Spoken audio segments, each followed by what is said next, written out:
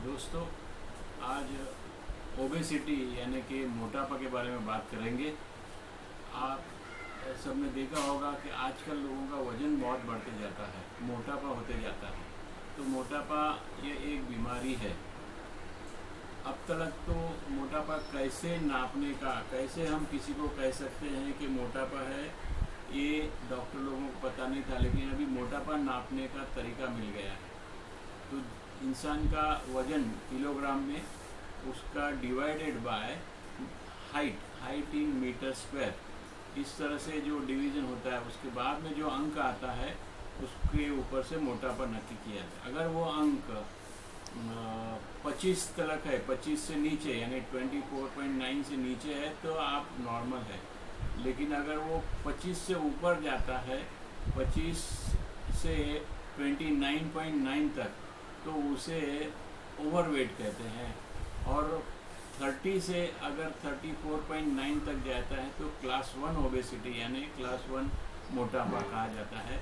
उसके बाद में 35 टू 39 तक, 35 टू 39.9 तक क्लास 2 आता है। और उसके बाद में अबोव 40 आती है तो उसे क्लास 3 ओबेसिटी कहा जाता है।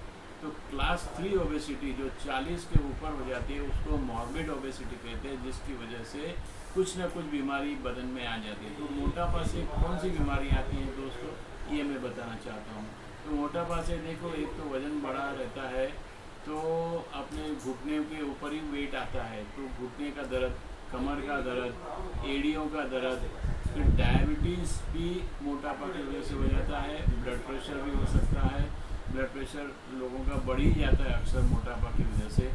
और धीरे धीरे एक न एक बीमारी आती जाती है। तो मोटापा को कंट्रोल करना बहुत ज़रूरी है, मोटापा से बचना ज़रूरी रहता है।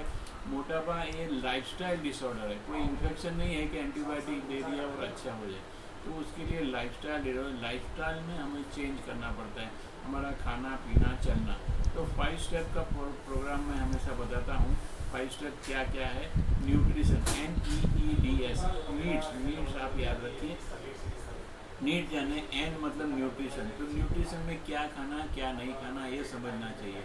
तो मोटापा जिससे बढ़ता है वैसी चीज़ें नहीं खाना चाहिए, जैसे कि तेल वाले पदार्थ हैं, घी वाले पदार्थ है, शक्कर वाले पदार्थ है, मटन है, अंडे की जर्दी है, चॉकलेट है, फिर कोल्ड ड्रिंक्स वगैरह है। और आजकल तो जो फास्ट वगैरह रहते हैं उसकी वजह से मोटापा बढ़ता है। तो ये चीज़ें बिल्कुल बंद करना चाहिए, अवॉइड करना चाहिए। कई लोग हैं ना, चाय बहुत पीते हैं, बार बार उसके अंदर शक्कर आती है, तो धीरे धीरे कैलोरीज बढ़ के मोटापा बढ़ जाता है। तो मोटापा से बचने के लिए पहले तो न्यूट्रिशन के ऊपर ध्यान करना चाहिए। जितना हो सके आप सलाद खाइए, आप फ्रूट खाइए और वज़न को कम रखिए। जितना आप खाते हैं उससे कम करना चाहिए। तो ये हुआ न्यूट्रिशन। उसके बाद में ई यानी एक्सरसाइज। तो दोस्तों, मोटापा कम करने के लिए और मोटापा से बचने के लिए थोड़ा एक्सरसाइज ज़रूरी है। और एक्सरसाइज यानी पैदल चलना वो सबसे अच्छी एक्सरसाइज है, यानी थोड़ा स्पीड से चलना चाहिए। तो कितना स्पीड से चलना है और कितना चलना चाहिए ये लोग अक्सर पूछते हैं। तो 30 मिनट का स्पीड वॉक यानी कि जैसे हम चलते चलते किसी से बात करते हैं और दम लगता है, इस तरह से दम लगना चाहिए, इस तरह से हमें चलना चाहिए। तो ऐसा 30 मिनट का हमें स्पीड वॉक करने से कम 30 मिनट का पसीना बहाने से वज़न कम होने की संभावना रहती है। तो मोटापा स्थिर हो जाता है या तो कम होने की संभावना रहती है।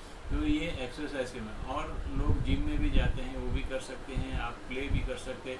स्विमिंग सबसे अच्छा एक्सरसाइज है, साइकिलिंग सबसे अच्छा एक्सरसाइज है। ये सब एक्सरसाइज से वज़न मोटापा कम हो सकता है। उसके बाद में ई मतलब एजुकेशन। हमें मोटापा के बारे में जानकारी डॉक्टर से लेना चाहिए, अलग अलग जगह से, जहाँ से भी मोटापा की जानकारी मिले, क्या खाने से होता है, किससे कम होता है, ये सब जानकारी एजुकेशन लेना चाहिए। दूसरा है डी यानी ध्यान, मेडिटेशन। मैं अक्सर, क्योंकि मोटापा के अंदर है ना स्ट्रेस, कई लोगों को स्ट्रेस की वजह से खाना बहुत भूख लगता है, कितना खा लेते पता नहीं चलता है। डिप्रेशन वाले लोगों को अक्सर मोटापा हो जाता है, कई लोगों को गोलियों की वजह से होता है। तो ये लोगों को डिप्रेशन की वजह से कितना अंदर कैलोरीज डालते हैं पता नहीं चलता है। एंग्जाइटी वाले लोग भी कितना खा लेते हैं पता नहीं चलता है। तो कई बीमारियों की वजह से, स्ट्रेस की वजह से आदमी का मोटापा बढ़ता है। तो दोस्तों स्ट्रेस कम करने के लिए कोई दवा नहीं है। स्ट्रेस कम करने के लिए आपको मेडिटेशन प्रोसेस सीखना पड़ता है। मेडिटेशन मन को शांत करने का, मन के ऊपर स्ट्रेस कम करने का, दबाव कम करने का यह टेक्निक है और ये एंशियंट टेक्निक है। आप गुरु से, आप यूट्यूब से, सबसे आप सीख सकते हैं। तो ये मोटापा करने के लिए मेडिटेशन ये बहुत ज़रूरी है। तो मैं उसे ध्यान कहता हूँ, डी। और डी का दूसरा अर्थ है वो ड्रग्स। कभी मोटापा कम करने के लिए ड्रग्स भी कामयाब होती है। आजकल नई नई ड्रग्स भी आई हैं जिसकी साइड इफ़ेक्ट कम है, लेकिन वो अभी नहीं आई है। अगर 2 साल के बाद में पता चलेगा कि उसकी भी कुछ साइड इफ़ेक्ट है। तो ड्रग्स को मैं ज़्यादा तरीके आपको ड्रग्स का अवलंबन नहीं करना बताऊंगा, लेकिन कुछ लोगों को मॉनिटर करके ड्रग्स देना चाहिए। बार बार उसका चेकअप करके हम ड्रग्स दे सकते हैं और इस तरह से वज़न कम करते हैं। तो नीड्स में NEED और स्ट्रेस, एस मतलब स्ट्रेस मैनेजमेंट। लाइफ के अंदर बहुत स्ट्रेस रहता है हमको।